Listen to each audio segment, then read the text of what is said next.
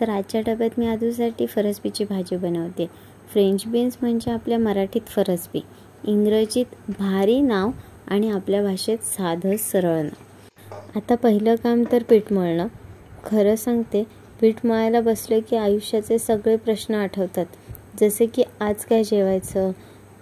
हा प्रश्न तर लग्नानंतरचा रोजचा पार्टनर होऊन जातो। मळताना हातात पीठ लागतं आणि मेंदूत विचार येतो की पीठ हे किती जीवावरचं आहे ना।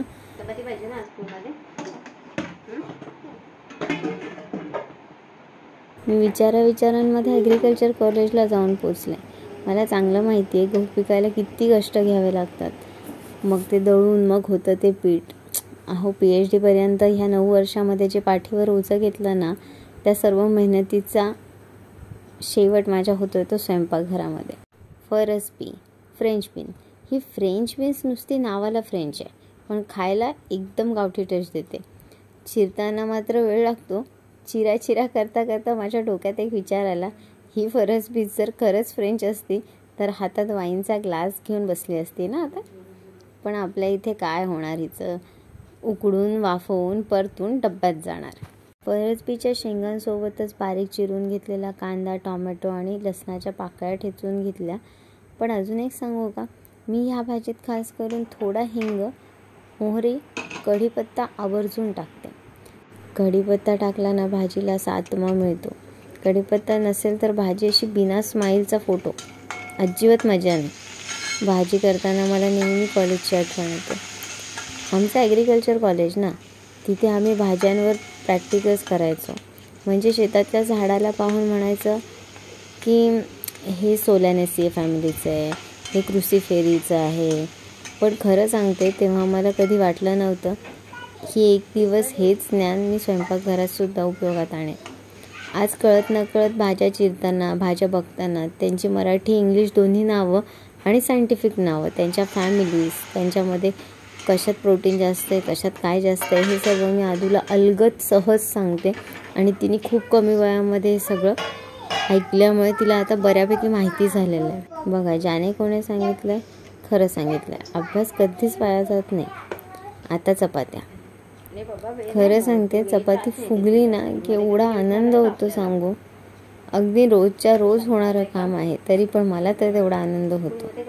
तर हे असं सर्व झालं। आदूच्या डब्यासाठी फ्रेंच बीन्सची भाजी आणि मस्त गरमागरम चपात्या।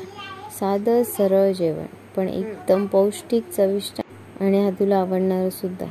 आपल्याकडे जे स्वयंपाकघर असतं ना, ते फक्त भूक भागवायला नाही तर आठवणी बनवायला असतं। आज मी ही भाजी केली, उद्या दुसरी करेन, पण या गप्पा कायम राहतील। चला तर मंडळी, तुम्ही पण हसत खेळत स्वयंपाक करा, घरच्यांसोबत खा आणि गप्पांचा ताटवा नेहमी भरलेला ठेवा। कारण जेवणात चव ही फक्त मसाल्यांनी येत नाही, गप्पांनी देखील येते।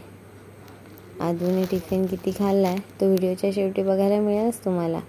चपातीचं पीठ मळताना त्यामध्ये ओवा टाकलाय, तुम्ही टाकून बघा, खूप छान स्वाद येतो चपातीला। आता तुम्ही म्हणाल, या व्हिडिओमध्ये एवढा डल आवाज का, झोपेत बोलतेस की नक्की काय? पण मी हळूहळू व्हॉइस दिला या व्हिडिओला।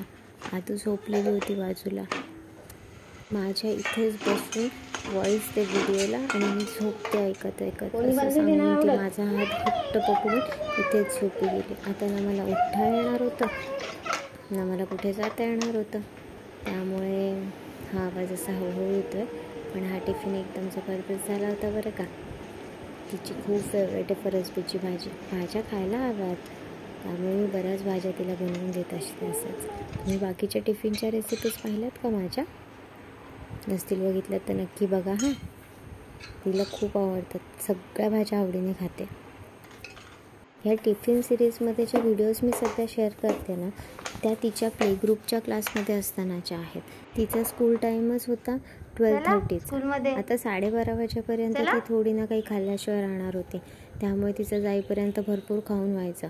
त्यामुळे टिफिन किती आवडीचा असला ना, तिला खायचं असायचं, पण तिच्या पोटामध्ये जागा नसायची। पण मला तिला तो टिफिन तेवढाच भरून द्यायला आवडायचा, कारण ती राहिलेला सर्व टिफिन आल्यानंतर पुन्हा आवडीने खायची, कारण तोपर्यंत तिच्या दुपारच्या जेवणाचा टाईम व्हायचा। असा होता आमचा कार्यक्रम। हा टिफिन दिसतोय की तिने एवढाच खाल्लाय, राहिलेलं टिफिन ती संपवल्यानंतरच धुवायला आता हा घरी खायचा आहे. हा तिचा नित्य नियम होता तेव्हाचा. ताटात देऊ. बर